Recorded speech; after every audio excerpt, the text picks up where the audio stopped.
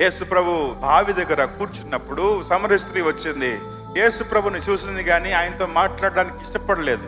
ఆయన చూసింది, చూడనట్టే తన పని తాను చేసుకుంటున్నప్పుడు ప్రభువే మాట గెలిపాడు. అమ్మా, కొంచెం దాహానికి నీళ్ళిస్తావా అన్నప్పుడు, యూదుడు అయిన నీవు సమరయ స్త్రీనైన నన్ను దాహం నాకిమ్మని అడుగుతున్నావేంటి అన్నది. అంటే యూదులకు అన్యజనులకు అస్సలు పడదు. సహజంగా యూదులు ఎలా భావిస్తారంటే, అన్యజనులను దేవుడు అగ్నిగుండములో కాలడానికి కర్రల్లాగా దేవుడు సృష్టించాడు, అగ్నిలో కాలడానికి కర్రలు అని వాళ్ళు భావిస్తారు. అంతేకాదు, అన్యజనులను యూదులు ఎలా భావిస్తారంటే, వాళ్ళు కుక్కల్లాంటి వాళ్ళని భావిస్తారు. కుక్కలు, they don't consider them as humans also.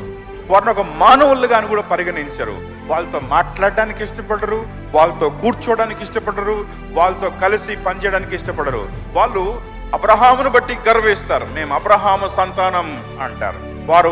వారికి ఉన్న ఆధిక్యతను బట్టి, లేకపోతే మేము అబ్రహాము సంతానం, వాగ్దానాలు మాయి, నిబంధన మాది, ధర్మశాస్త్రం మాది అని చాలా గర్విస్తారు.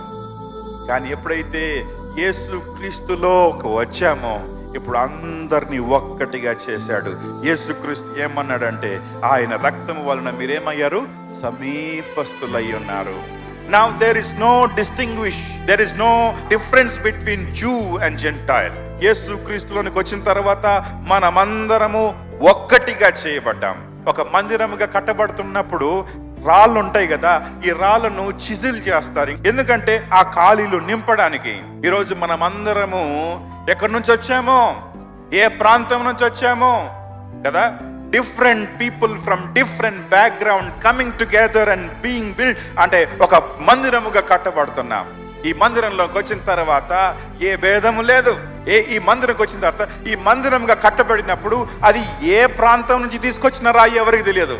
ఈ మందిరంకి వచ్చిన తర్వాత ఆ రాయి చెక్కబడి ఆ ఖాళీ స్థలంలో అమర్చబడుతుంది.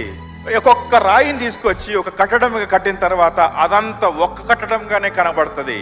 అట్లాగే దేవుని సంఘములో కూడా మనమందరము ఒక్కటి అయి ఉన్నాము అనే విషయాన్ని జ్ఞాపకం చేయడానికి ఈ విషయాన్ని జ్ఞాపకం చేస్తున్నాను.